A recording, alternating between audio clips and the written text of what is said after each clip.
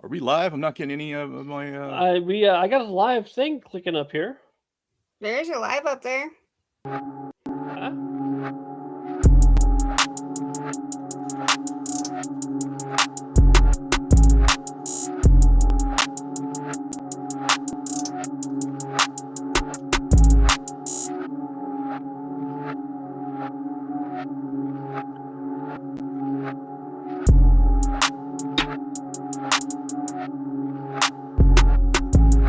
Oh no! Who saw that coming? All right, you guys. Sunday night, 10 p.m. The Cue Tang Clan back at it. Man, that's. I didn't know if we were live for a second there. Like nothing was blinking, nothing was playing. It was weird. Like normally, like I sign out to Riverside, like everything's just ripping and ready to go. Everything's signed in. Today it was asking me to sign into Facebook again, and I was like panicking. I was like, I don't know this shit. Would you like a job at Digital Pool? They could use it. They could use a little bit of tech support there. I don't know. It always seemed like it was such a great idea. I used to talk to Upstate Al every time I seen him, and he was like, "Digital pool, it's the future." It still is, and it's still an amazing idea, and it's still and it's going to work, and it's going to get better. Like, I don't want to mess on them too hard because there was a lot of things that went on that a lot of people don't know about over the last 18 months. But I think from this point forward,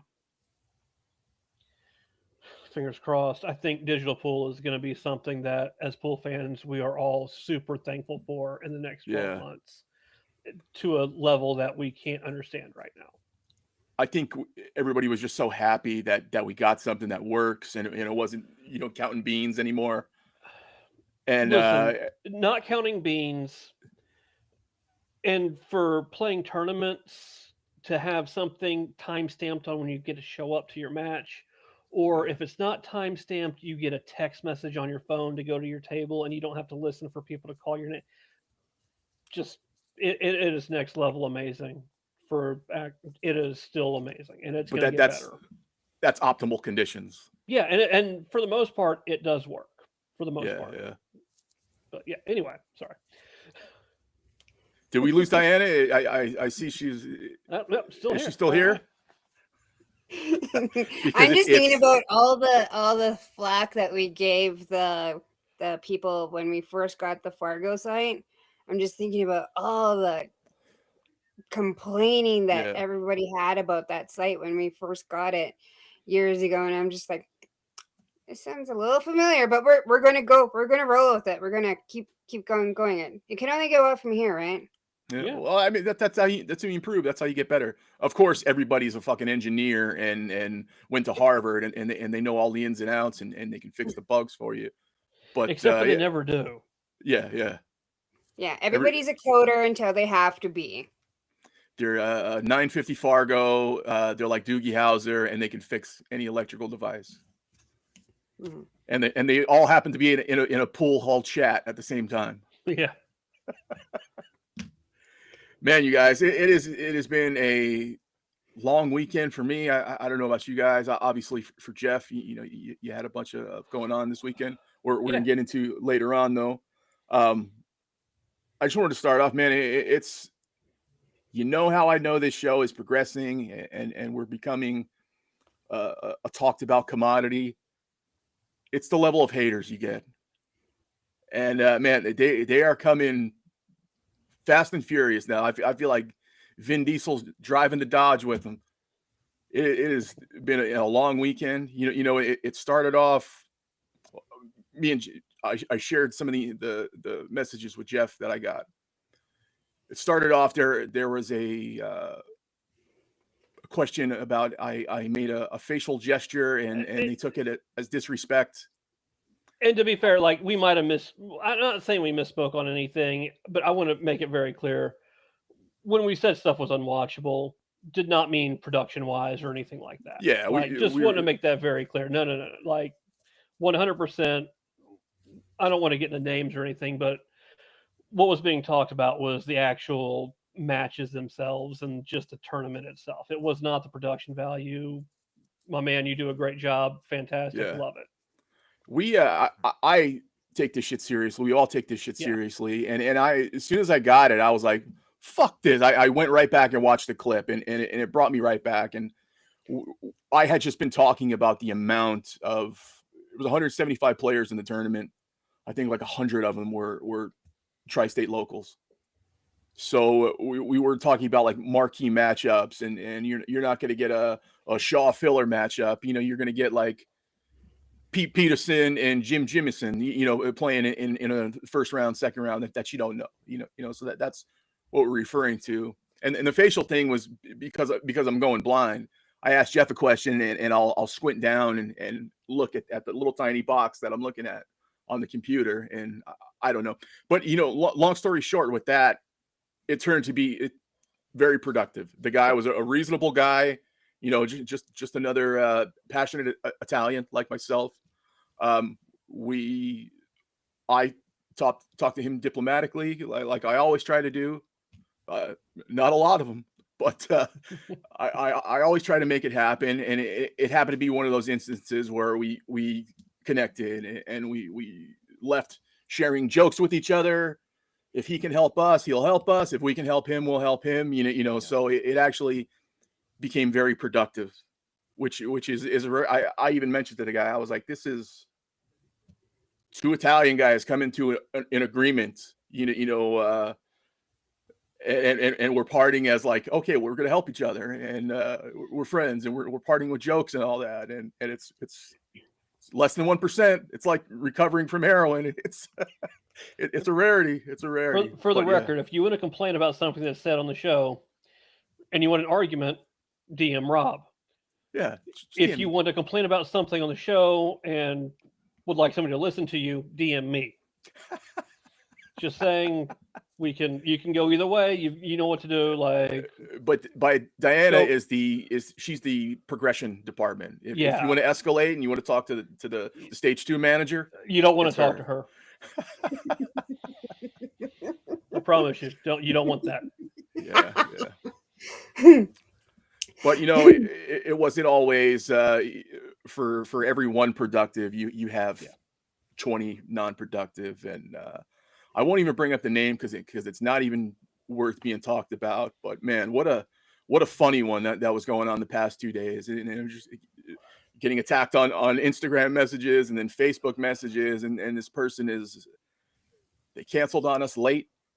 It went through like a month process where they believed that we were an actual studio in New York City, and they were going to drop by the studio and shoot the show, to then realizing that we're all in our houses and different points of the countries. And it was just getting past that, it was a hurdle. And then trying to lock in the date was like, oh my God, I got this on this date and this on that date. I was like, you pick the date, you tell me. She picked the date and told me. And then an hour before showtime, we get the, and it was just so predictable and so comedic. And then yesterday, they took offense to I had posted a picture that I made on AI where we were giving the finger to Emily Frazier, and she thought that was her in the picture. Emily Frazier, white girl, big teeth, holding the WNT mic that says Emily Frazier right below it. They believed that was them, and then attacked me some more. And it was just like, man, I was like, at this point last night, like I was fighting back, messaging. I was like, I'm done. I'm calling these guys. I'm canceling the fucking show. I'm so done with this shit. There are just little therapy session here. There are just some things in life that just don't deserve your attention. Yeah, and that was one of them. Yeah. But it's like one of those things I was talking about with the situation with Frank. It started off like, oh hell no, I need to respond right away to let cooler heads prevail, and I always try to practice that. Like I am a middle-aged man, I try to have good thoughts and positive reactions, but it's hard, man, because I love this shit. Like I'm doing this shit for free, and I'm paying out of pocket. You guys aren't getting paid. We're all doing this because we love this shit. Yeah. And we want to see more, and we believe we got a good product. But when people attack that, it's like, man, I want to respond, but I got to do it wisely. And it's just, but there's some people that don't even deserve to be mentioned, and you can't get through because they're deep down they're mental midgets. It's I don't something know. I still struggle with today, especially actually about this time last year I finally got diagnosed with ADHD and I'm finally getting medicated for it. But prior to that, it was a mental struggle with me for all the time when I would see stuff like that, be like, okay, I have to answer right now and I have to give them my opinion and let them know that they're so wrong. But Yeah. now it's just like, am I going to care about this in 5 days? Or am I going to care about this in a month? And it's just it's stopped me a lot in the last couple months, except for when I hear like stuff in like the group chat that's like covering Shane right now. And then one of the people asked Collins if he's like a MAGA. I'm like, do not include politics Does at it the pool. matter? Who No cares? politics at the pool table. Don't even try. Don't even bring it there. This is a politics free zone. Don't go there. No.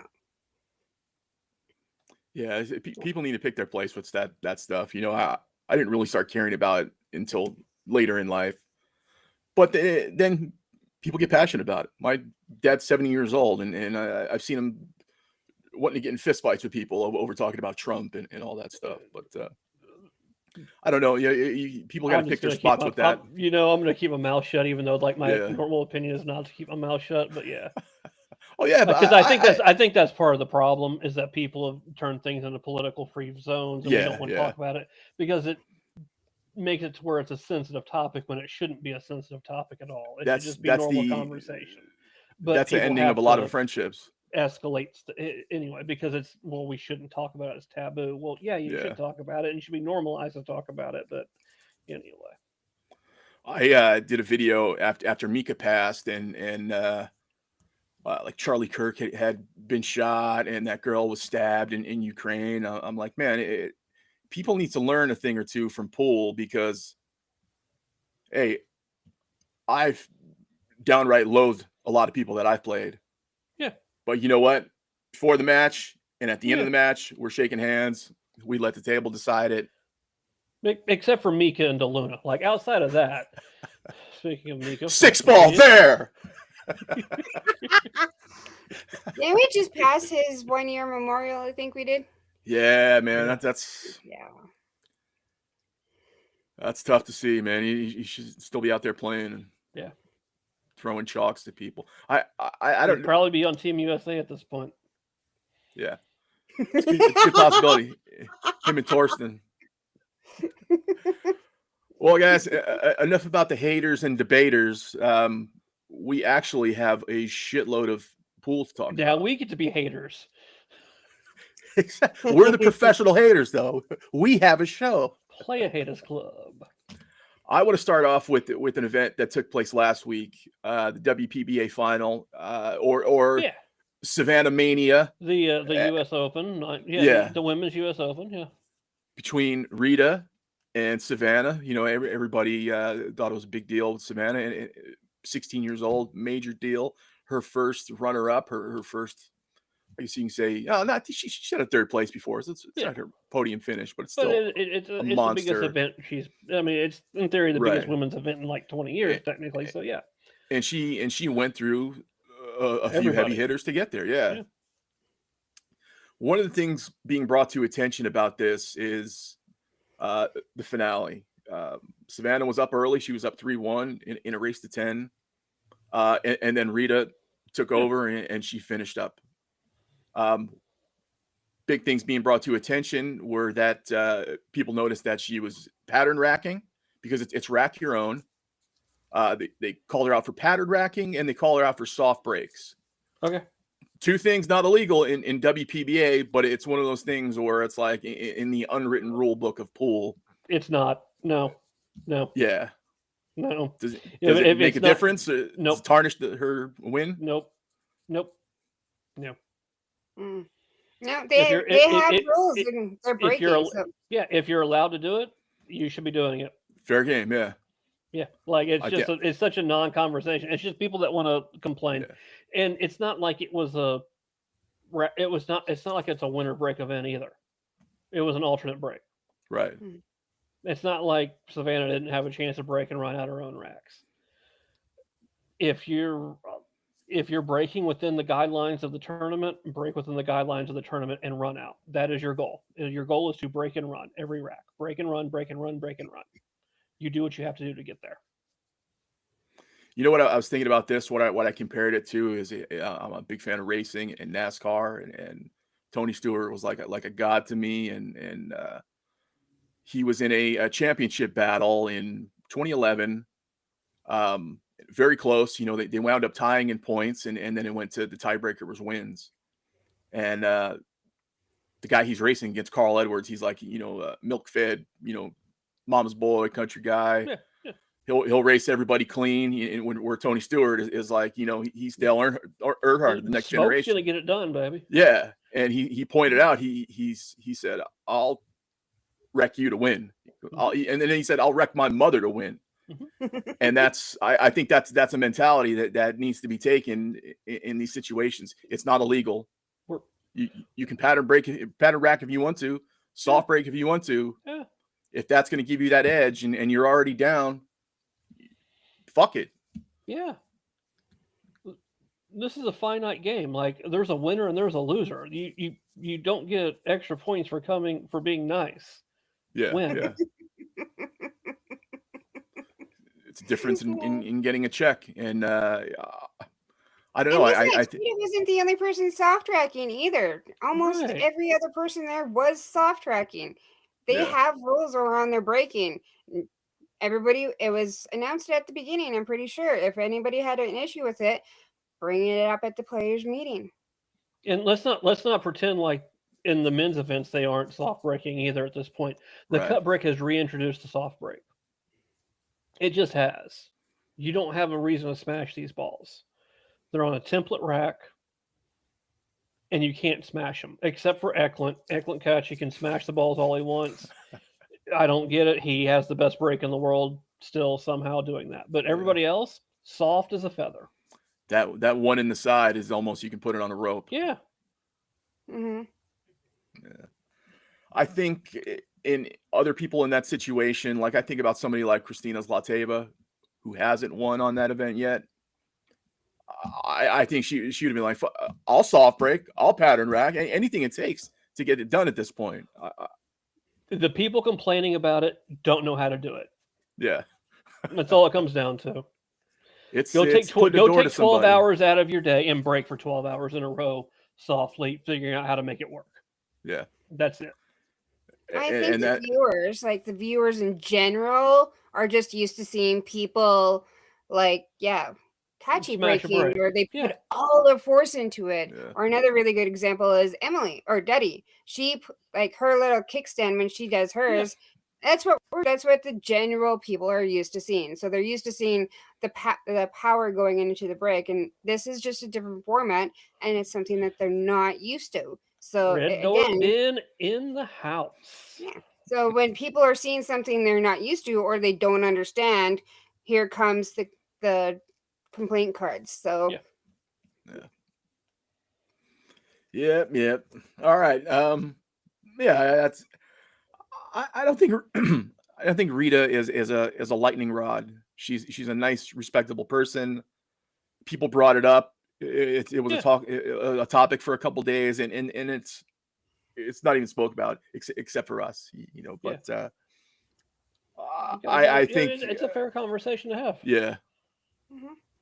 Also, they're tiny little ladies. They are not smashing the break. Yeah. How do you distinguish, a 90, 100-pound women that they're soft breaking? Well, here's the other thing. It doesn't need to be like a smashing break anymore. We've just moved away from it, and women have never just smashed the break like the men have either. Like you're right. It's a different thing. It's an actual pull shot now instead of just being an old school Earl Strickland, slam it as hard as you can and pray break. Hold on to your pool noodle. Mm-hmm. Moving on from the WPBA last week, good news. for me on my end, something I'm a big fan of is the Genki Memorial Tournament. Yeah. For years, it was in Steinway. Mhm. Steinway closing down. It was a looking for a new home. Genki's wife was looking for a new home for it. Last year, they found it in Rax, Long Island, New York. I think the alternative to Steinway now, that's become like the name recognition pool hall, outside of Amsterdam. So it's coming back to Rax. That's good. It's in May 23rd through 25th. Last year, a local kid for me, a kid I know, Dylan Spohr, wound up winning it last year. So it's not the most star-studded event. You'll catch a bunch of East Coast pros, guys in the area there. Is Jason it a Shaw's WNT event? I don't think so. Okay, I didn't know. I mean, they've got their name on everything else. I didn't know if they somehow got attached to the Genki as well. I think it's kind of like the Bob marking. Stocks and, Bob, yeah. It's not tainted by that WNT badge. If the Expo event was a bronze tournament, this is like the copper tournament. So it still paid the same. Yep, Gink was the man. Yeah. Gink was the man. Hi, Greg. Moving on from my boy Gink. Big news this week. Oh man. Big news this week. I got a page written here. Let's go. We're talking about my girl M. She was guest. I think it started off. She was a guest on another show. What was it? I don't even know the name of that show. Her Netflix special with 38 million episodes that randomly pop up that she talks about. Yeah. Oh, it's about Netflix. And can I just say, how does Emily Fraser have a Netflix special? What is going on in this world? It goes to show that money can get you anything, including on Netflix. Sorry. It started off with another show that nobody's ever heard of that features Emily Fraser, where she's being lauded for not going to college and look at me now. Look what I can do by not cracking the books for an extra 4 years. Look where life gets me. She's one of the high-ranking nepo babies at this point. But once again, she's in a conversation where she's great and everything's going great. And then the news drops. Are you saying that the Saudis rug pulled Matchroom? I was reading this press release and I'm like, this is like I've got an obsessed girlfriend. This is weird. There's so many levels to that. They said at the end of last year there were talks, and now it's spilled to this year, and now all of a sudden we're not getting a world championship. Now, I have a quick question. Did somebody say this was going to happen? Is somebody sitting here right now?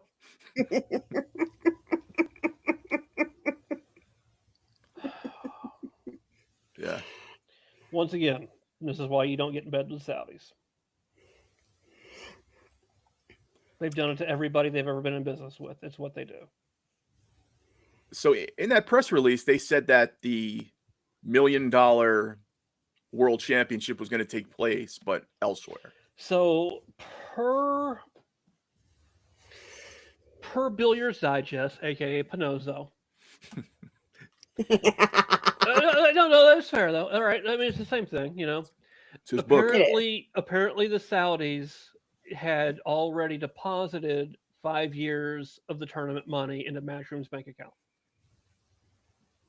So they've got the payouts to roll it for 3 years. For 3 more years, I should say. So they can pick a new place and just host it and not look like total jackasses. But the Saudis said, no, we're good. We're out. You're not bringing us anything that we need. Bye. Be gone. Which is probably originally the way it was written in the contract to start with. Yeah, it was, hey, it was probably we will give you a 10-year deal with 5 years guaranteed. And here's the money for 5 years. Now, what'll be interesting is if we get the full 5 years. Or if Matchroom just pockets the money and puts it elsewhere. That's my question. The whole thing. That's going to be the interesting thing to see what happens. All these events that they're not selling tickets for, Are they? And Yeah, it's like a stockbroker or whatever pulling money from one account to pay another. Let's see where we go. My biggest question about the whole situation is who's actually sitting at the table negotiating it? Is it one of the Hearns or is it Emily? That's a very good question. Yeah, good question, Diana. That's a my assumption would be both with their lawyers. I would assume Emily. I would assume at that table. I can already see how it's going. I would assume Emily, one of the Hearns, and a lawyer is there negotiating.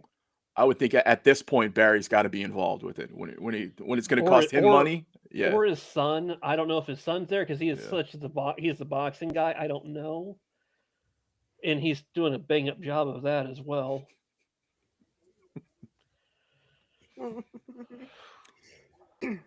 But yeah, I want to know who's sitting at that table doing the negotiations and all the different clauses and the addendums and if this happens, this is going to happen. So that's the question I want to know. I want to be on a fly on the wall when that conference happens, and I just want to see what they're trying. In my head, there's a few demands coming from her that she wants more control of, but she can't do it in that part of the world. It just doesn't happen in that part of the world. Yeah. As much as we can all talk each other blue in the face, we just know she has absolutely no power. You mean as much as when they're there at the World Championship and Scott Frost is talking about how safe it is and lovely the country is and how everybody should come visit there, that it's hardly really any bombs. Not a place that you really want to go, and as a female you should really be careful going there, and they're not that Yeah, okay, yeah, pretty much, yeah. She 100%. She just doesn't have a voice there. Repeal the 19th. Let's go. You know, where I think they slip these press releases in, and they're hoping, you know, people miss that it. people just miss it because our minds are so into other shit now, and everything's coming a mile a minute on your feed. I think they release it, and then post 38 things. Hope it fades. Yeah. So, but I just let me just finish my point there, Jen. Yeah. When I think it really takes shape, Daz is getting involved, Shaw's getting involved. They're making statements on this, and they're not happy statements that you would typically expect from Jason Shaw, because we all thought that relationship was like this. I think Emily is about to fail upwards. Yeah. And if anybody in the corporate world understands that, it means she's about to be promoted to get her away from the business. They don't want to look like they failed, so they don't want to let her go, but they're going to promote her to some position that has nothing to do with anything. She'll be like the snooker ambassador. She gets a great title at the top of the thing that makes her look super important, where she has no control and no obligations and can't do anything to hurt anybody. The problem becomes, do they put somebody in her job that actually knows what they're doing? My assumption would be no, but maybe we get lucky. I forgot who I was telling this to. I was like, in these situations, you got to follow Jason Shaw. Yeah. He's been like the savvy business guy, quietly under the radar. You know, Bob Mayucci got old. He went and left with Perry. Chinese was having no distributed problems. Went elsewhere. Went to Jay Flowers. went to Viking briefly. Went to Jay Flowers. Now he's done with Onboard because they're the pro WNT thing. Can we talk about this for a minute? Let's go to the silly season with jerseys. So he is done with Onboard, and this kind of irked me a little bit. As Jason Shaw, the savvy business professional, supposed to be, he kind of just screwed this one up. So during the World 8-Ball Championship, the whole entire new company he's out with has Q Armor, has guys posting pictures, Darren and other people posting pictures in their new jerseys, linking to their website. What's the first thing you see when you clicked on that link? Jason Shaw. Yeah. Second is Earl. 10 days later, Jason Shaw releases a memo. I'm decided to leave on board. I'm going to go a new direction, blah, blah, blah, blah, blah. Well, dude, what do you mean you just decided? You've had your pictures up on a website for at least 10 days or longer. You didn't just decide. You released a press release afterwards, and that's just not okay. Like, Onboard is good people. And I thought he was very close with that guy, Kerry, that runs Onboard. Yeah. It's a crappy way to do your friends like that. And Onboard, such good people. I know I've ordered some stuff from them, and like I ordered it for the Moscone Cup going to London. I was hey guys, every year. Well, I'm like, hey guys, is it going to make it to me in time? They're like, Jeff, we can't guarantee it. Would you rather just pick it up at the Moscone Cup in London? We'll move your U.S. order to the European side and have it set for you over here. It's like, yeah, absolutely. Thank you guys. And just immediate pickup. It just fantastic people. And to do them like that, it's just kind of wrong. And I don't know. It's a silly little thing, but it's kind of one of those. It's just kind of shows what kind of character you have. And my assumption always is moving. And my assumption is Jason owns the company. You know, that's funny. We're having this Q Armor discussion with people on this Jersey team, so to speak. Earl, Daz, Carl, right, and just go down the list. They're Jason Shaw's boys. Every single one of them. Right behind you, I see the Action 24/7 hat, and a very short-lived company, Action 24/7. Sky owned it with Billy and Sky's wife. Started it of April of last year, and they sold it. Wound up selling it in March of this year. Oh, did they? I didn't know they sold it. I didn't know this either. I had heard rumblings about it, but I went and looked it up, and they were advertising it being sold or wanting to sell it in March. Okay. Is this a transition? You have a team of Jersey guys with SVB, Billy, Sky, the core USA. Because SVB just signed. Jam That's what I'm saying. He needed a home, needed a Jersey home. He's not with Action 24/7 no more. Now he's Jam Up. Bergman, Jam Up. It's like these guys are distancing themselves from this WNT product because Onboard and WNT, Predator and Jam Ups, these are like these unspoken affiliated. Ultimate Pool USA, I think, has a lot more Jam Up as well. Who's playing in a lot more of those events? Bergman and Sky and Tyler and SVB and all these guys want to get paid. They don't want to break the potential of being in the Moscone Cup and getting that $30,000 at the end of the year. Right. So why fracture the ice any more than it needs to be when they can just go quietly and do these events and not show up more? Looking at the we'll talk about it later, but just looking at the money list that Dom created, these guys are nothing, absolutely nothing. These guys. Hold on, real quick. Wasn't Dom? Dom did not create it. Let's get it. Let's get the credit where the credit's due. Let's get it to the woman. Let's get it to Jen. Jen created it. All right. I don't want to listen. I like Dom. I'm not going to give Dom credit where Jen's credit's due because she shares me way more than he does. So, that's and why are these lists coming from him or from that household? And we got other people creating the same list as well. Like why isn't Matchroom creating this list? Matchroom should have this. I was looking for the quotes that. Thank you, Greg. Thank you. Yeah, you're right. They should. Yeah, and it's like what? It's end of April now. They should. Okay. And in the box is growing big. So just closing up on these WNT drama dilemma. Who the hell knows what's going on there? Yes. Sorry. Daz makes a statement.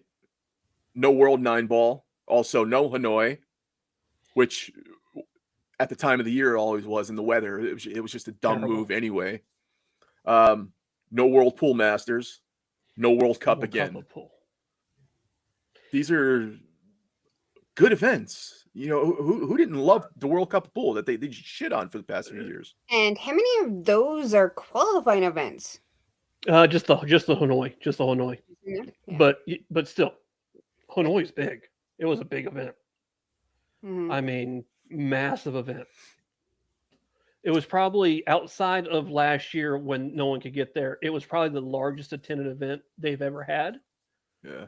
I mean, 2 years ago they had lines hundreds of people deep, thousands of people deep. Like it was insane. The lines they had to get into that building, just ridiculous.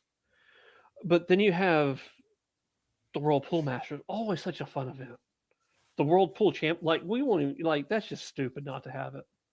And they can't fit it in the schedule now. There's no way that we have a World 9-Ball Championship this year. And if they do, it's going to be some thrown together hodgepodge crap event that's just not worth it. And the World Cup of Pool outside of the Moscone Cup is the second best event they have on the books, period. And they haven't had it in years. Yeah, it's. I almost, as much as I don't want to see it, and I hate that it's happening because everybody was so positive towards it. I almost feel vindicated in a way because I've taken a lot of bullets for not falling for that Emily shit, and people have thrown a lot of middle fingers at me. I don't know why you don't like her, because I feel like this was coming. This was coming all along. Well, and it explains why they're trying to throw so many random ranking events in the U.S. now. Yeah. They have just lost everything else, and now they're trying to get us to save their asses again. You can say that again. It's like they almost had to come home to. They thought they can pull it off by having the Sarajevo Open and we'll go to Gibraltar and all these great places, and it's a lot of that viewership comes from here and the Philippines. Everyone can say that the Europeans are so much better in pool. They're better. This is the home of pool. It's the U.S. It is us. We run pool. You don't get the viewership. You don't get the people out. Like, I mean, do something. W&T is not going to do it. I mean, the World 9-Ball Tour, they painted themselves into a corner. Yeah. They can't deviate from 9-ball now. They have to run 9-ball or promote Emily and bring somebody in and bring on the World Pool Tour, which is what they should do. It's as upsetting as it is to us. I think it's got to feel horrible for these guys. You know, guys that are on the tour traveling and this is their livelihood. You know, guys like Greg, you know, thank God he has those training things that he can do. But well, look at Hennessy. What did Hennessy do this weekend? He said, "Hey, you know what? I can play the Bob Stocks and maybe make $8,000 up top, $7,000 up top, something like that. Or, you know what? I'm going to drop out of that. I'm going to drive myself to Nashville. I'm going to play in a split bracket bar box tournament, and I'm going to steal the thing." And he's about to be playing for. Well, he's about to be. I think he's 5-0 up on the loser side to go to the back to the top. Shit. Like stealing. Yeah. Stealing. Well, it's good they have that option, you know, to where they can, you know, stay close to home and make short jumps. But instead the thing is, a player of Hennessy's caliber shouldn't be having to say, you know what, I need to go play some bar box 9-ball to make my living. It shouldn't be the way it is. Yeah, it's like showing up with a big fishing boat and pushing guys in canoes out of the way. Mm-hmm. Mm-hmm. Well, I think to close this whole thing up, I'm curious to see a lot more things come out from like Jason Shaw and Darren. Darren was always the talkative one when it came to like doing more WPA events as opposed to Matchroom with that, especially with how he got fucked around. That drug test, I think, just really sent him over the edge. Yeah. I mean, I know that was what 4 or 5 years ago, but when they pulled him aside and had to drug test him, I think that just sent him off to a And it was different level. in the middle of a match. They're coming up Yeah, to him and or- saying, we need you to take a drug test. I think it was just that. I think no, it was after he lost a match. It wasn't during the middle. It was he had just lost a match and they immediately grabbed him, which is worse than in the middle of a Yeah. match. Like man, pool player after losing a match, you just don't want to deal with it. Yeah. For And that's some not the first casualty. for IOC drug testing. Yeah. Man, pool's not an Olympic sport. I get the Euros need their money, but it's just ridiculous. Yeah, and just look at somebody like Darren, legend of the sport, 100%. and then you got a guy like Mario He, who got fucked out of his shot to be a household name in this game over blood pressure medication. So you can't have something that's built on players where they're your product and you treat them like dog shit. Yep. Like they're hired help. But that's the Hearn way. That's what we've always come to know about them. Well, no. I'm not going to blame. I'm not going to blame them for that. I would love to. I'm not. I'm going to blame the WPA for that because they want to try and somehow shoehorn this game into the Olympics, and it's never going to happen. And it's not necessarily shoehorning it in there. It's because they've got the pool commissions and the pool things. Yeah. The countries have it trapped into the Olympic committees so that they can send money from their taxpayers back into it. But if they need to get it done, they get it done. It's still on Matchroom to carry out these things. Yeah, And the way they're carrying them out is wrong. Matchroom could have said, no, WPA, we're not going to be associated with you, period, at all, ever, bye, and been done with it, and still let the players, and fine, we're not going to be WPA sanctioned events, great. Players can play. They could have done it so perfectly, and they just chose not to. What's Greg saying? What's up with Mike? I don't know about that. Mike Siegel? We're I talking about understand if they were playing for like actual Olympic money. Well, but they are. But they aren't. No. So all the federations, the Poland Federation, the German Federation, all these pool players, where they get their money But from. it's like actual like regular Olympic money. Like No, but it is. That's where they get their money from. It's from their company. It's from their country's Olympic athletes fund. They're all roped in under the IOC. All the Poland Federation, the Germany Federation, all these guys. That's why they're so good. They get paid per year from their company, from their country's Olympic fund. That's where the money comes from to pay them. They're making pool players like Ivan Drago. Right. And the WPA supports all of that with the World Games and etc. So the WPA gets money off of the country's Olympic funds to pay their salaries, which is why the WPA exists.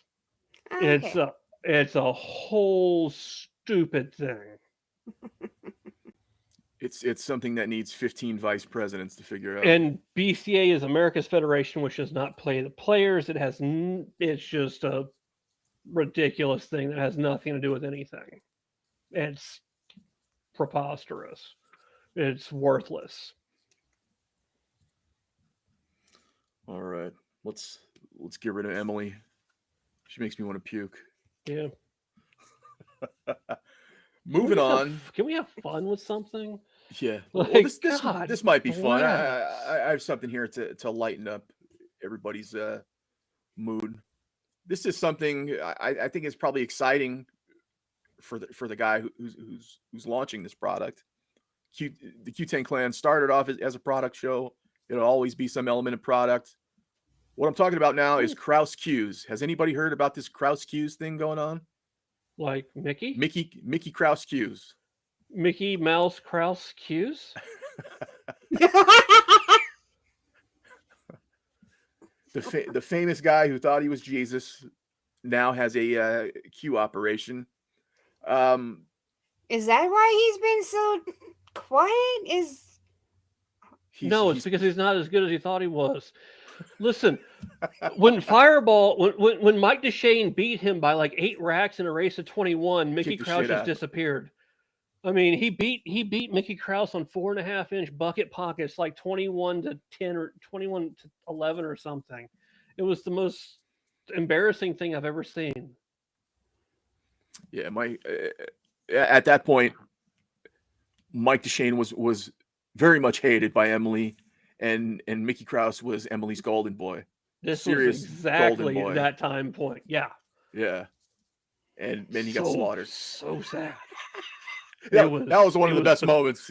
Man, listen, and I'm glad I didn't bet on that match. I would have put the world on Mickey Krause at that point to beat Mike DeShane. Like, I didn't think Mike DeShane had a chance in the world. I thought this match was like 21-3 or something, and Mike DeShane just Old Mike was back. wallops him.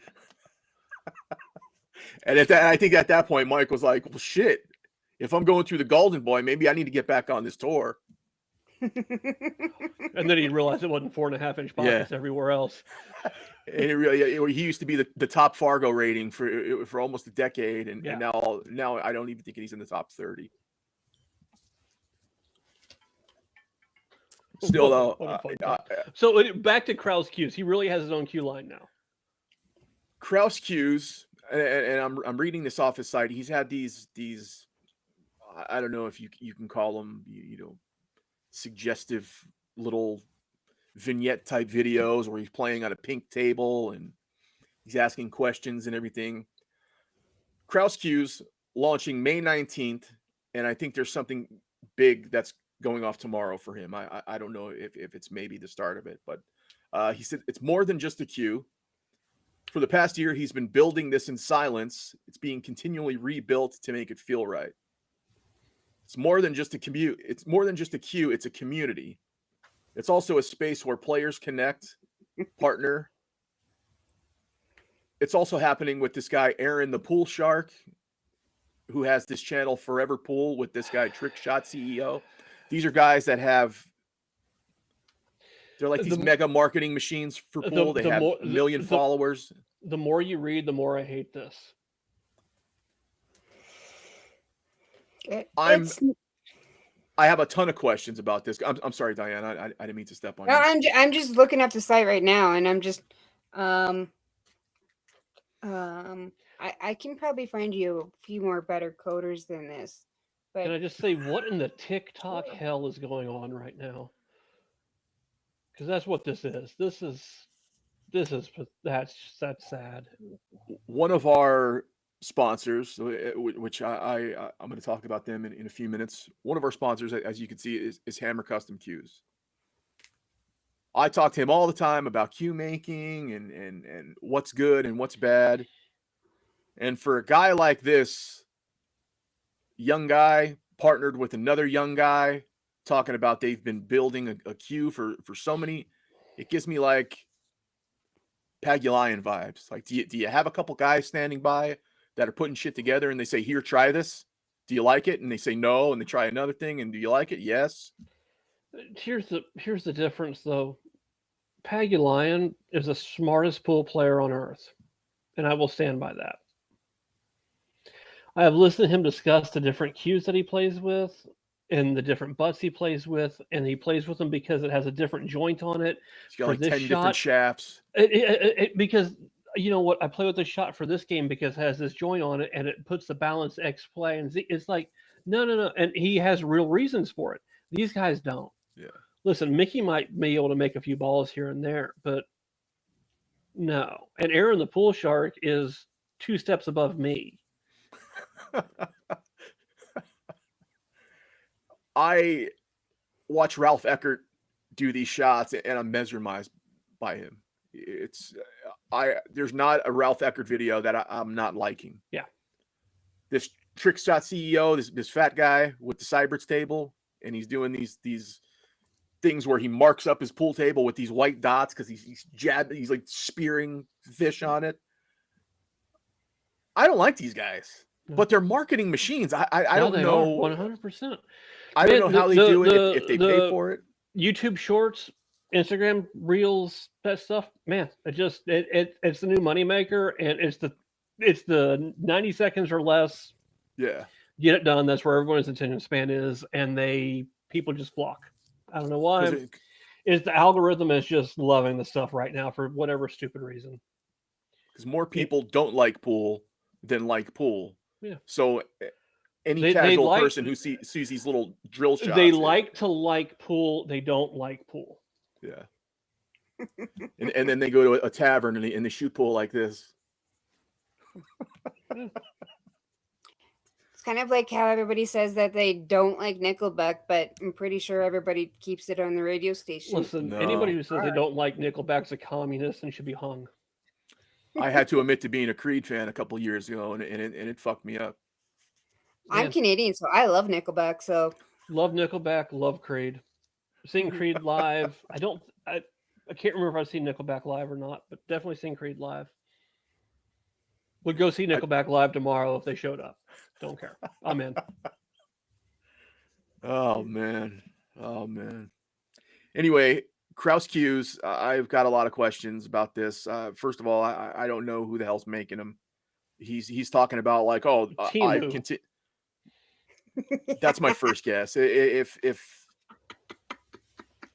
three young guys without a lot of capital are involved in this, I can't see it being any more than like Chinese production. They're sending them off, getting them back, talking them up big. I've seen a Temu Cue. It's light as a feather. It's lighter than a Snicker Cue. It does not feel like a Cue, but it looks like a Cue, but it does not feel like a Cue. I've picked it up. I've played with it. I'm just like, where did you get this thing? And he's like, Temu. I'm like, here you go. You can have this back. Temu Predator Cues, baby. Get them on, put them on a RAS, sell them for $1,500, call it a day. It was. No, I've seen little tiny pocket wrenches with more weight behind what they're selling. It's horrible. It's just, I was like, you paid money for this, like real money, not Monopoly money, like real money. Oh my god, yeah. I can see this thing because this Forever Pool and this Aaron, the Pool Shark, and the Trick Shot CEO. They're such massive marketing people. Oh, they're gonna make a killing. That's why I see that they just needed one pool player to put the face on this. They're good. He's got to be. He's a champion pool player. He's played in the Reyes Cup. I mean, he'd be known about cues. We'll have him be the face for this. We'll all make $1 million because pool ain't paying shit, especially for Mickey. Yeah, especially right now because he ain't done nothing in a long time. Has Mickey played anything in 8 months? Or done anything in 8 months? I'm serious. I'm asking the question. I'm not being facetious. I really don't remember, and I drink a lot, so I mean, it's a possibility. Who would know more than us? And if we ain't seen it, then nobody's seen it. So moving on, Kraus Cues. It remains to be seen.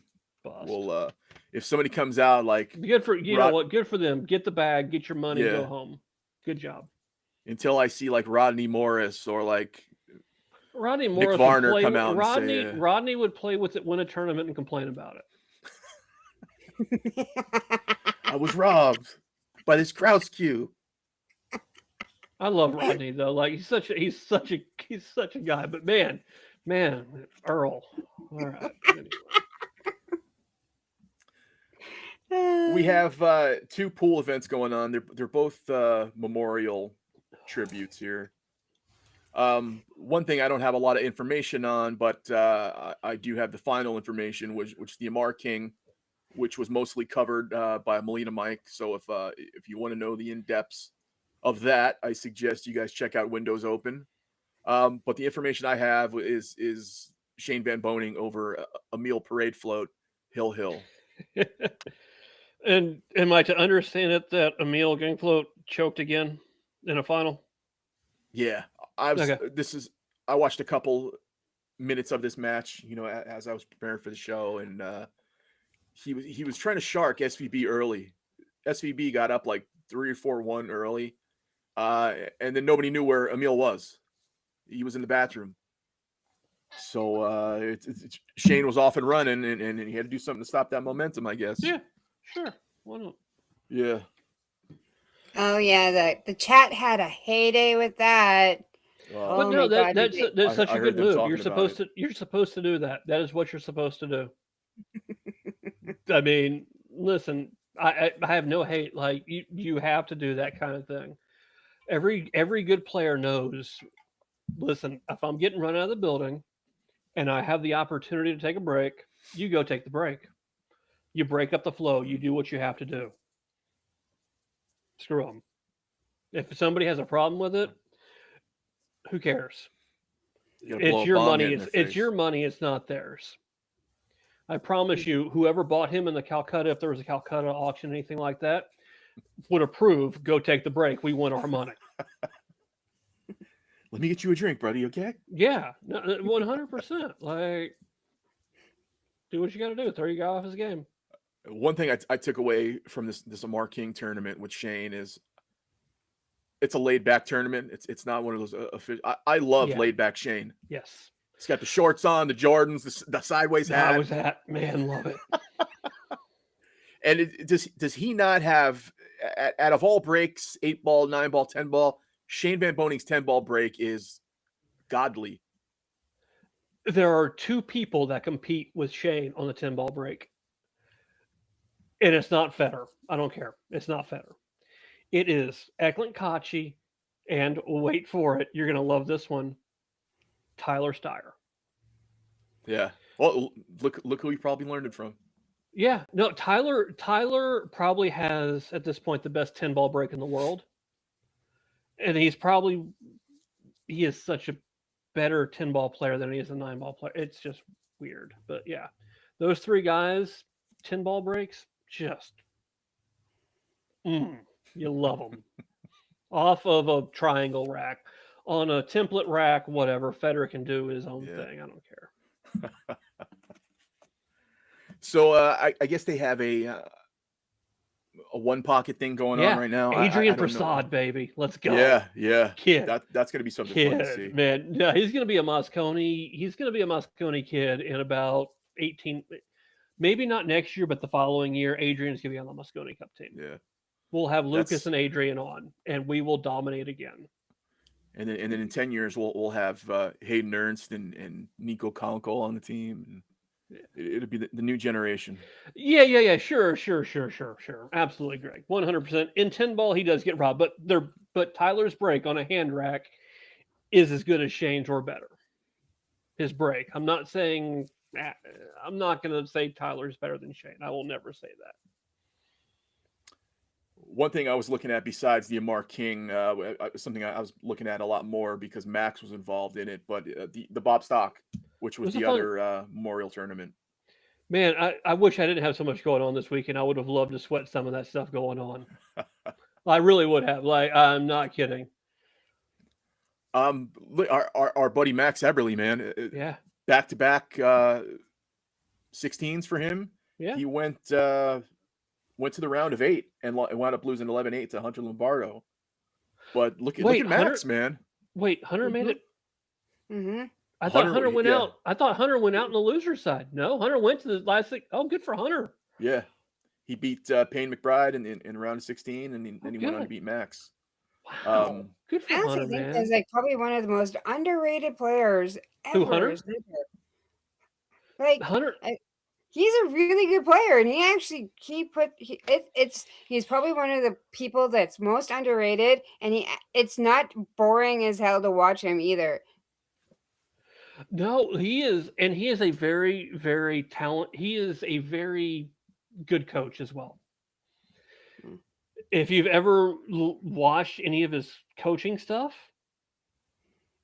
he does a very good job of explaining what to do and how to do it and setting you up correctly. He is very good at that.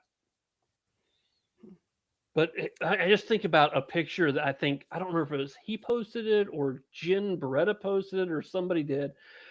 back in the day of Hunter Lombardo, Torsten Homan, Jen Beretta, Emily Duddy, like just all the like Torsty and like his blue jean like 8-inch shorts. It was just fun shit, man. Like those New York guys back in the day, 30 years ago, were something else. Yeah. Let me see. This one had a lot of names. People, Georgie Georgiev Did into the final it, four. He wound up did losing to Vitaly Fraser make it Patrick. to the? No, Did Vitaly make it to the knockout stage? I don't think so. I don't Oh. see. I don't see him. I got from 16 on. I don't see. So, him so on your there. boy didn't make it. No, I don't think so. Oh. He's playing with a new Q. I don't know if that's. I just That's gotta something I to just do with gotta I just gotta give you some I gotta give you some stuff there. Or, he's your boy. I gotta give him stuff when he didn't make it. He can take it. He's gonna be the next great. You watch. He's gonna be the next great American. Yeah, I like to keep an eye on Max. He's a good guy, but Max showing up, going to the round of 8, losing to Hunter, man, that's a big deal. I think that What? Put me some good Hunter. pool Put lately. me Hunter on Moscone. I'll throw his name on the back of my Yeah. Let's go. Round of 8, Georgie Georgiev over LFV 11-4, beat him up pretty good. Fraser Patrick over Eric Roberts, and this isn't the Eric Roberts from Star 80 and Pope of Greenwich Village either. No, it's good, Eric Roberts. Eric Roberts, a good player. Oliver Zolnocki over Marco Tucci, Hill. It's not cool, man. Fraser Patrick 11-7 over Georgie Georgiev in the semis. Oliver Zolnocki 11-2 over Hunter in the semis to set up the final between Oliver and Fraser Patrick. Very, very disappointing tournament here, in my opinion. We have 78 Americans in this 58-person field, and we can't even put an American in the finals. Yeah. American tour for Americans made by Americans. This was an American tour by and for an American people. I mean, if we can't put an American in the finals on this tournament, we've got problems. It's too bad Hulk Hogan is gone, because he would have been the perfect guy to catalyst this thing. Come on, brothers, let's play some 9-ball. Well, and it was and Tyler not making the final 16 was weird as well. Billy not making it was weird. Yeah. I really wanted to see who beat Billy? Raymond Linares beat a couple people, didn't you? Raymond did beat Billy. Raymond beat Billy to put him on the loser side, and then someone else beat Billy to put him out. It was another low-ranked American player, not Billy's speed. I think the Fargos were equal, but it wasn't a Billy-esque player. But that also tells us that we're getting members or players in the field, so we're not just getting our typical top 10 or 12 players that we're used to seeing always win. This is a good thing that we're hearing right now, is that we're getting more players. Yeah, no, that is completely true. Yeah, it's like a whole, everything's going cyclical, and we're like moving on from this American with Shane aging and the other guys, kind of getting out of it. Look with Sky and Billy selling action 24/7. It just shows like they're not all in anymore. Sky, Billy, and Shane are. Billy and Sky are closer to being done with pool than Shane is, I think. But Shane is close as well.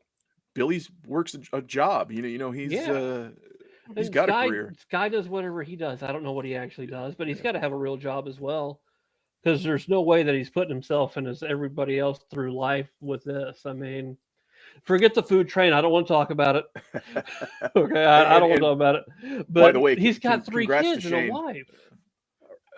Not Shane. Congrats to Sky. Yeah. They just had their third child. Kid. Yeah, good job. Lord, what causes that problem? Let's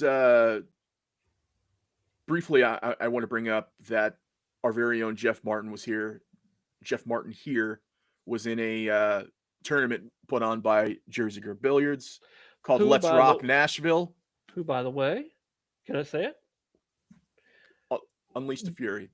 Will be here next Sunday to join us at 9 p.m. Central Time, the real time, not the 10 p.m. Eastern Time. That's not real. The 9 p.m. real time. She will be here joining us, having a few sips of a beverage maybe, and talking pool, having some fun.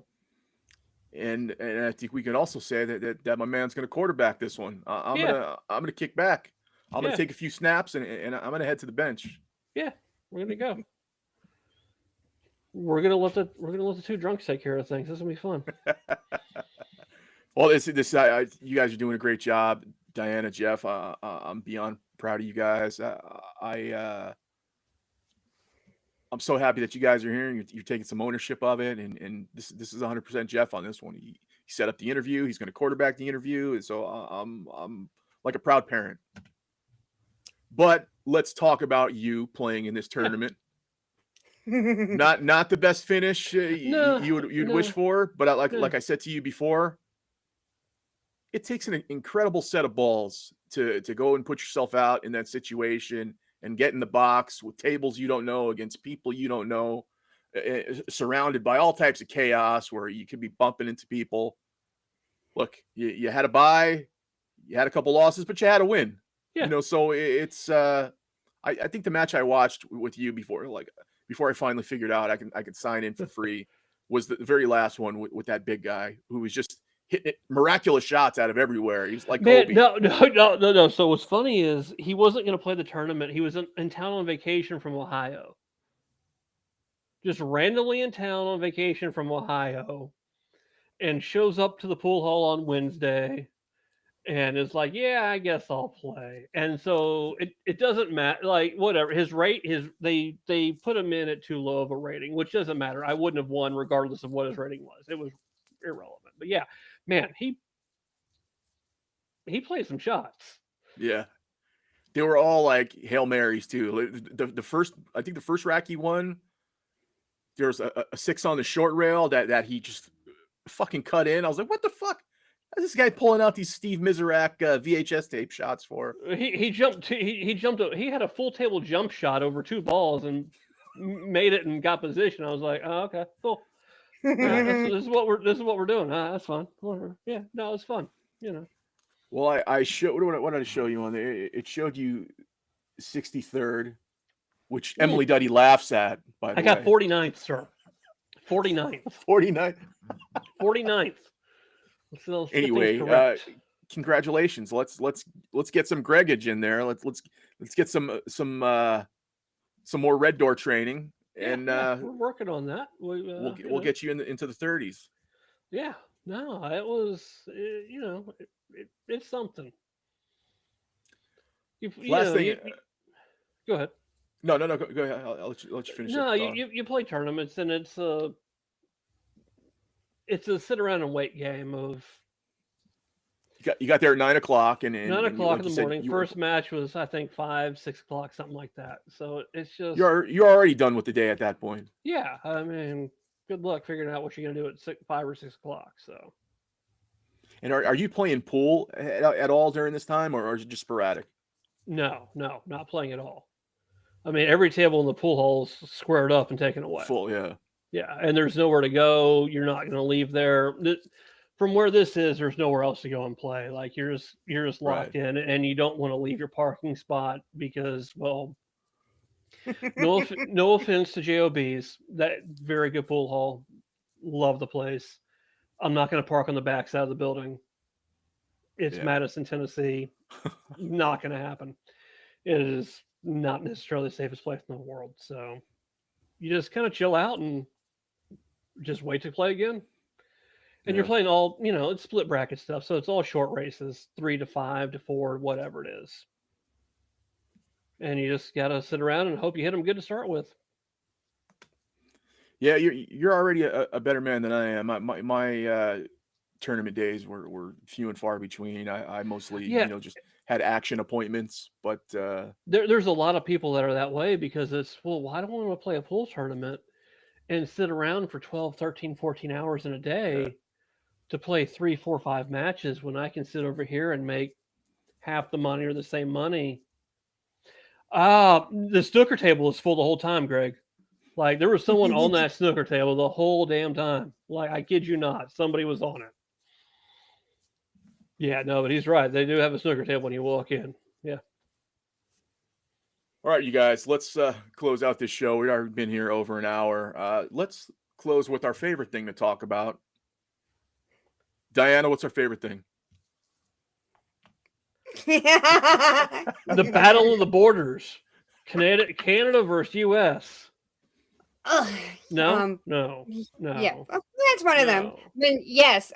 Even though we were talking about him bring earlier, that back. I did unfollow him. I'm pissed about that. Don't. As a Commonwealth person that is no. Oh no. Oh. What did I just start? I didn't mean to. Just locked her up. I'm That sorry. was Camilla. I'm not happy with him. Just go marry Camilla and go away. What? What did I do? I'm not happy with him. No. I am so mad. I unfollowed him, and it'll probably take me a while to follow him ever again after saying that stuff in that thread. No. I'm. Oh. Moscone Cup was the answer we were looking for. Yeah. Yeah. Anyway, I was going to say these Dunsky created lists were awesome, but we know somebody else created them. Jen re-verified everything. Yeah. Yeah. So what we're talking about is on the Dunsky Dungeon Facebook page, they came up with an accurate money list rankings for not only the Reyes Cup, but for the U.S. and European Moscone Cup squads. I'm just gonna. He has it broken up, which is this is the way I feel the Reyes Cup should be. They've got it broken up very well. He has it broken up for not only Filipino players but Asian players. Here's the Asia list. Noyuki Oi tops the list with 39th grand. Yap second with 38. Kopen Yi 30,000 in third place, and in fourth place, my buddy Robbie Capito with 13 grand. Filipino lists. Ronel Nanyulayan, 17 grand. Johan Chua at 16. Bernie Regalario at 10. And then Michael Feliciano at 9 grand.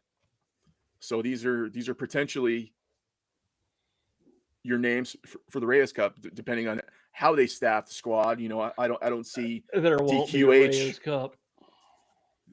Yeah, it's there won't be. I don't think it'll happen. If we're not going to have a world championship, I don't think we can have that. Co definitely won't be on it. Yeah, they're done with him, man. Robbie, baby, yeah, we're all team Robbie. Robbie's That's it, my buddy. Man, I should have put $100,000 on him winning that because I just knew at the beginning of that tournament that he was going to win, and I just knew it in my bones. I'm like, of all the things I should put money on, that should have been the tournament I should have put money on. But gotta get to an OTB. Yeah. So who knows if we'll have a Reyes Cup, but that is the breakdown for the Asian teams. Personally, I don't see, if these teams go down, if this event goes down, I don't see a cup without DQH or Carlo Beato. I think somehow they'll be crowbarred into those. Oh, lineups. Then you got to throw in AJ Manis. So yeah, there you go. Of course. It's not an event unless you have a 19-year-old. It's not a show until we have a Diana camera failure, internet failure. And it hasn't happened yet. We're gonna have to stay live. No. Oh. Wait. What?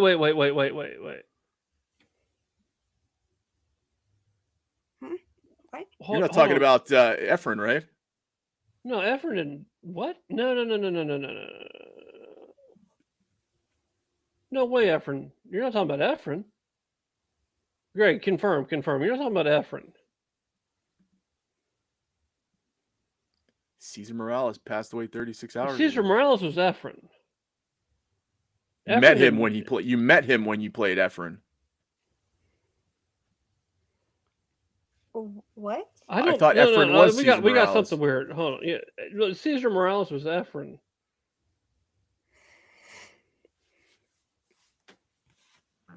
Well, until Greg confirms, let's buzz through these. No, Efren's good. Oh, Okay, wait. So okay. Efren took Caesar's name to come here and play. Oh, I got you. Okay, cool. Man, don't scare us like that, Greg. We almost had a Cue Tang Clan Yeah, exclusive. we were about to be. Yeah. So Efren took Caesar's name and came here and played with it, Yeah. and his friend. That's gotcha. All right. Dunsky Mosconi Cup Tracker Team Europe. Moritz tops the list, 41 grand. FSR Woohoo! at 35. Third place on Yes. this list, Mario He at 17 grand. Fourth place, Jonas with 15. Fifth place, Oliver Zolnoki with 13.8. However, And then he lists notables. What side is Victor Zelensky going to be on? He's so at 35 grand. Victor on Matchroom side is Team Europe. Okay, Matchroom has okay. him on Europe's side. I know they don't know exactly, but he will be on Team Europe. So he would be where on Team Europe? Yeah. Two other notables on that list. At 20th place is David Alcady with 4,600, and at 41st place, $2,000, Jason Shaw. And without team captains this year, Yeah, a what's that Mosconi going to Cup with no Jason Shaw? I don't know. Could it be? There's no way, right? Maybe this is why he's separating himself with onboard and heading to different stuff. Who knows? It's gonna be fun to see, because if anybody's gonna be vocal along with Darren with this, it's gonna be him. You know what? I hope Jason Shaw grabs his seat next to me on the USA side at the Mosconi Cup team and cheers for us. Because by God, nothing will make me happier than having an Englishman cheer with me to go for the US. Yes, I called you the Englishman Jason Shaw. Can you imagine a pro-American crowd doing the Jason Shaw song? Oh man. Finally, the only thing that we can guarantee right now about the Mosconi Cup is that Shane's going to be there. I don't think anything's getting in the way of this 20 year. I don't know. The only thing we can guarantee about the Mosconi Cup at this point is that it's supposedly supposed to happen at Caribe Royale the day after Thanksgiving. This might be taking place. Thing we can guarantee. Your Thanksgiving. This could be a Predator event at the Rio. We never know. Correct. My Thanksgiving, the real one. Yeah. Last but not least, USA Money. Number one on the list. Can we stop it, friends? Can we stop at Lucas when he announces money? I want to talk about Lucas's money real quick when you get there. Number one, Torsten. Number two, LFV. How much money? 14.5. And he got a first place and a second place. And it's only 14.5. This is what Jason Shaw was talking about, where he's talking about events should be $15,000 added or nobody's going to show up. Yeah. You know, this $10,000, $12,000 bullshit. I mean, just entry fees alone should be covering that. It's pathetic. 15 grand for a first place and a second place. That's sad. It just goes to show that the level of greed in some of these people. I don't know if it's lack of sponsorship and nobody's contributing, or people are just taking a lot more money off the top. It could be a combination of both. But it sucks though. How do these young kids coming up even want to consider doing a career in this? Heavy travel and no money. You know, where the fuck's the fun in that? Yeah. You want to know why USA doesn't have the top players to compete with Europe? That's why right there. Yeah. They can do anything else and make more money. They can play video games professionally and make more money. 100%. Why would you want to try it? Why would you want to spend your life dedicating yourself to pool to make nothing? It's terrible. You're already going to ruin your eyesight under fluorescent lights. For the record, do not play pool. I'm just saying this. Yeah. As a kid, you should not want to play pool. It's a terrible decision. Don't do it. Have fun with it. Don't make it a profession. Practice throwing a football or baseball. Even try pro wrestling if you have to. Yeah. Have fun. Have fun with whatever you do, but don't. It's not a profession. It's just not. Be the next Ric Flair. Yeah. Not the next Nick Varner. Memphis legend Ric Flair. I did Memphis hear South. came back. Man, listen, Memphis was wrestling. Without Memphis, we would not have wrestling. Yeah. Ric Flair, Jerry the King. I mean, just everybody was Memphis. Finishing up this list. No, Greg's right. The love is why we do it. But Yeah. if you can't try and do this thing for a living anymore. It just doesn't work. You better have something else to sit around with it. The love is what gets you into it. Unfortunately, the love is because we had a past, and this game was great, and it was the big bright lights before. It was never as good as you thought it was. I'm on that page. It was never as good as you thought it was. I watched some of those old AccuStats matches, and I was like, man, this is the shit. Here Man, we are 30, 40 years ago. You know why the Filipinos are so good at pool? Because if they don't win, they don't eat. Yeah. And that's it. That's how you get good at pool. If you don't win, you don't eat, you're going to get good. That's why Earl was as good as he was. He had to win to eat. Literally, he did. That was Earl. I mean, that was what made American pool great. It was the back in the day of the gambler that was traveling the country that had to win pool matches to earn their dinner or their next fix or whatever it is. But you had to do it. Just like all those old NASCAR greats were running shine. And they just started racing each other. Mm-hmm. Let's close out this list. Torsten first, LFV second, Sergio Rivas third place, 8,700. Fedor in fourth place. There we go. Yes! It's a complete show. Oh my God. This is history, folks. This is like a no-hitter. Does she just click the X button just to screw with us? She just did a Jim Morrison on us. Fedor fourth. We got Tyler Steyer fourth, tied with fourth with Fedor at $8,000. Sky in sixth place with 6,400. 11th place Shane Van Boning 1,500. 13th place Billy with 1,000. Yeah. And we got Nathan Childers somewhere on there. I think you skipped him. Yeah, my boy Nathan Childers. Your boy Nathan Childers from Virginia. Like he is your next door neighbor. Yeah, I have no idea who Nathan Childers is. But he has just been cranking some stuff out.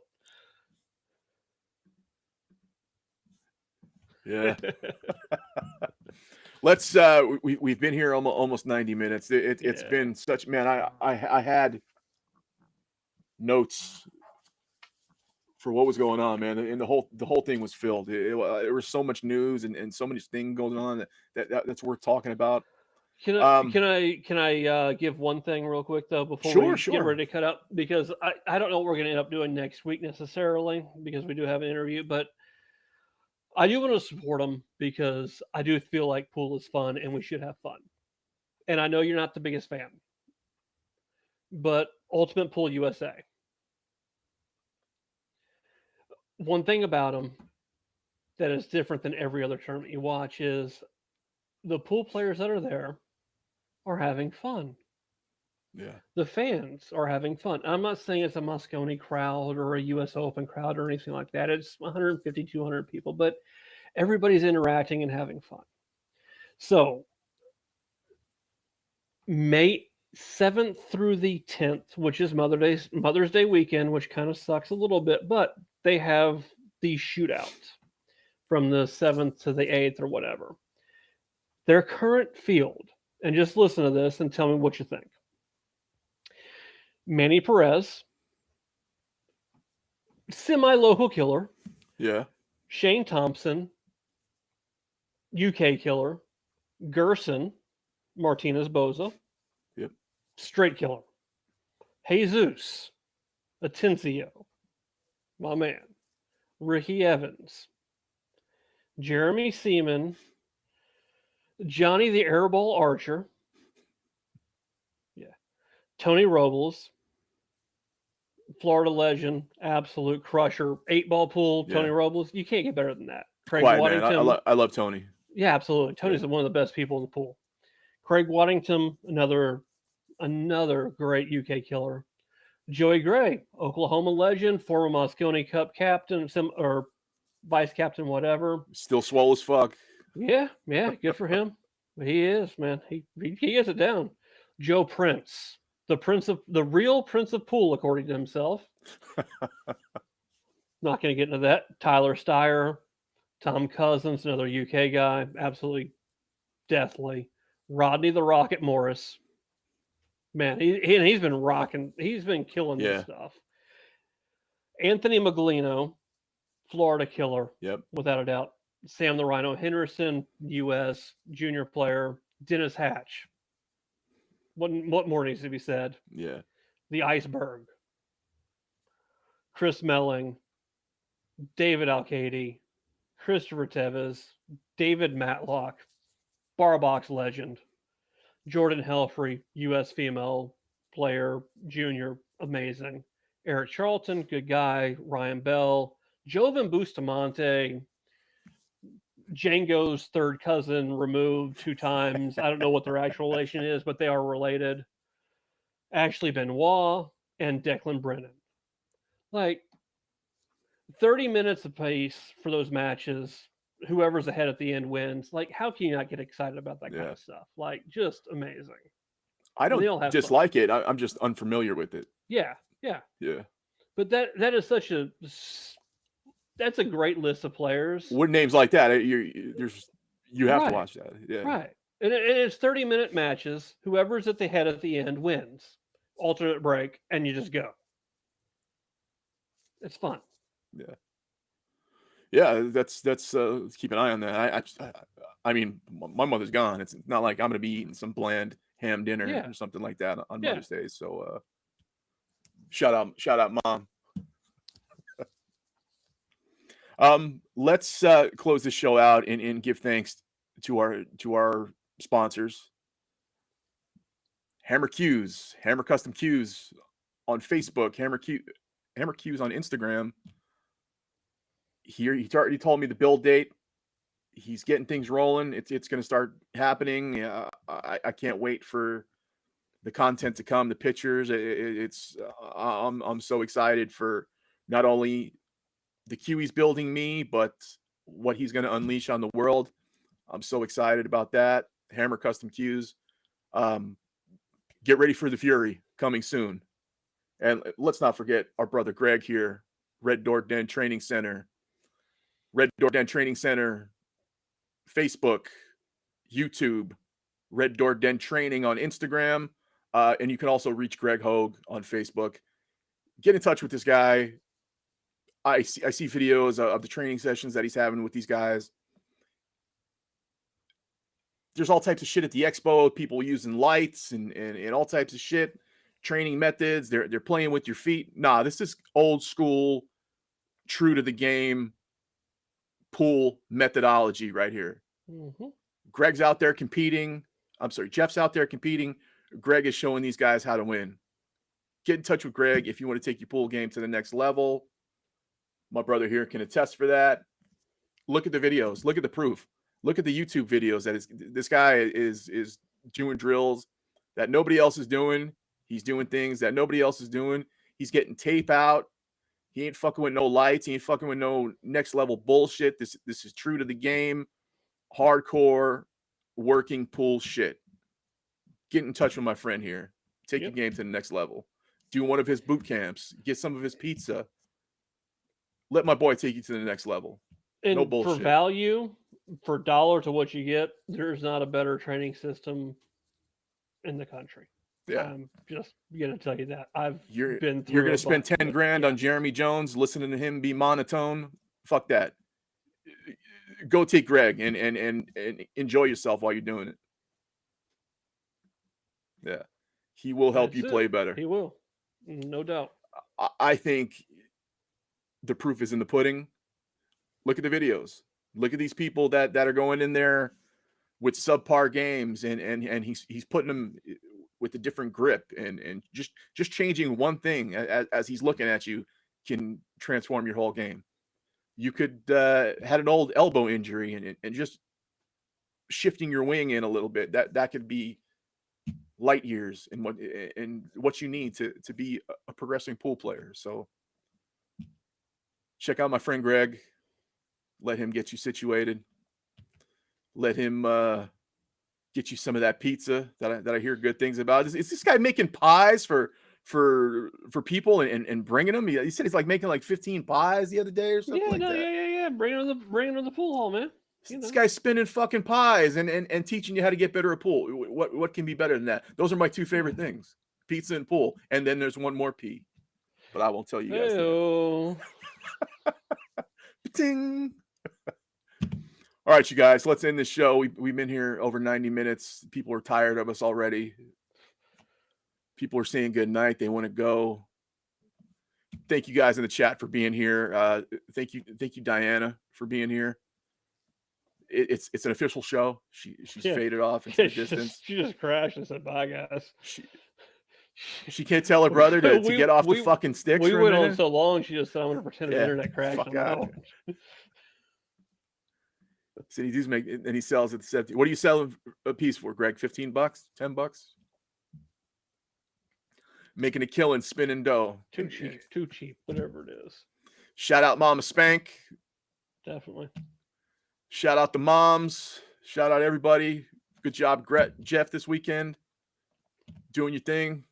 Representing the CTCT. Shout out Diana, wherever you are, yelling at a brother. And if you have any hate mail, direct it at me.